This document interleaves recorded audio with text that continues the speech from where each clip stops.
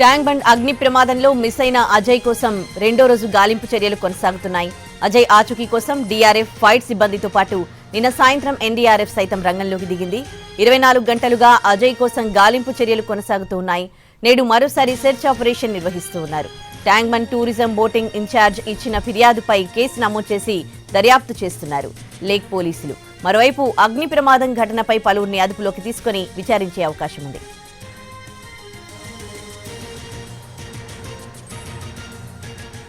ఇదే అంశానికి సంబంధించి పూర్తి డీటెయిల్స్ మా ప్రతినిధి కిరణ్ అందిస్తారు.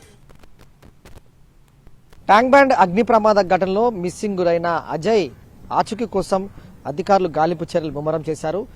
గడిచిన 24 గంటల నుంచి కూడా ఇటు డీఆర్ఎఫ్ ఫైర్ సిబ్బంది పోలీసులతో పాటుగా నిన్న సాయంత్రం ఎన్డీఆర్ఎఫ్ బృందాలు కూడా రంగంలోకి దిగి గడిచిన 24 గంటల నుంచి కూడా అజయ్ ఆచూకీ కోసం తీవ్రంగా గాలిస్తున్నారు.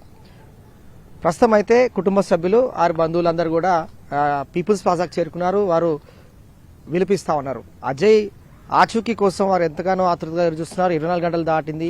ప్రస్తుతం అయితే అజయ్ ఆచూకీ ఇంకా లభించలేదు. అతని ఫోన్ స్విచ్ ఆఫ్ వస్తుంది. సో 26th రిపబ్లిక్ డే ఆ రోజు ఇక్కడ ఒక ఈవెంట్ జరిగింది. ఈవెంట్లో అపశృతి చోటు చేసుకుంది. అందులో భాగంగా ఈవెంట్ వీక్షించేందుకు నాగారం నుంచి వచ్చిన అజయ్ అలాగే అతని మిత్రులు వేరే బోట్లో ఉన్నారు.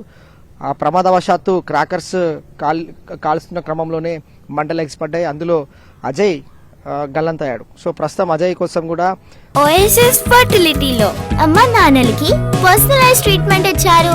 In the good hands of science. Mummy daddy అవ్వాలంటే ఓఎస్ఎస్ కి కాల్ చేయండి. తీవ్రంగా శ్రమిస్తున్నారు అధికారులు కూడా, ఇటు డిఆర్ఎఫ్ పోలీసు అలాగే ఎన్డీఆర్ఎఫ్ బృందాలు కూడా. సో మిస్సింగ్ కేసు నమోదు చేశారు సచివాలయం లేక్ పోలీసులు. ట్యాంక్ బండ్ సంబంధించి టూరిజం అధికారి ఎవరైతే ఉన్నాయో బుద్ధేకి సంబంధించిన అతను ఇచ్చిన ఫిర్యాదు మేరకు కేసు నమోదు చేసుకుని దర్యాప్తు చేస్తున్నారు. So event tank bund tourism సంబంధించిన ఈవెంట్ ఎక్కడైతే జరిగిందో అగ్ని ప్రమాదం కారకులను అయితే అదుపులోకి తీసుకుని విచారించే అవకాశం కూడా కనిపిస్తుంది. Tank bund tourism boating incharge Prabhudas ఇచ్చిన ఫిర్యాదు మేరకు పోలీసులు కేసు నమోదు చేశారు. 24 గంటలుగా సెర్చ్ ఆపరేషన్ కొనసాగుతుంది. కానీ ఇంకా అజయ్ ఎక్కడ ఉన్నాడు అనేది మాత్రం అంతు చిక్కని ప్రశ్న.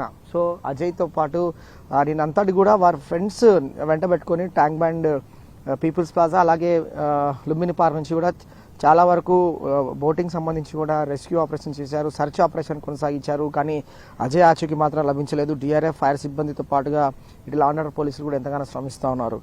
ట్యాంక్ బండ్ అగ్ని ప్రమాదంలో ఘటనలో మిస్ అయిన అజయ్ ఆచూకీ లభిస్తే వీరి కుటుంబ సభ్యులు కూడా, అంటే ఇటు అధికారులు కావచ్చు అలాగే కుటుంబ సభ్యులు కూడా ఊపిరి పీల్చుకునే సిచ్యువేషన్ కూడా ఉంటుంది. ఎందుకంటే అతను బీటెక్ 4వ సంవత్సరం చేస్తున్నాడు. నాగారం నుంచి వచ్చాడు ఈవెంట్ చూసేందుకు ఒక పని నిమిత్తం.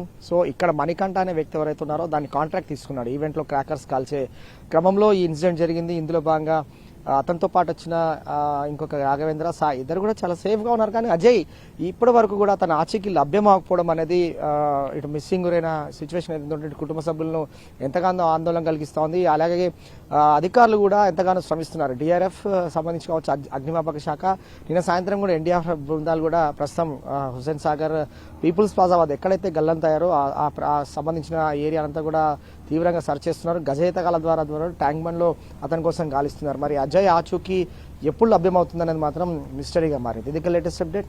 స్టూడియో.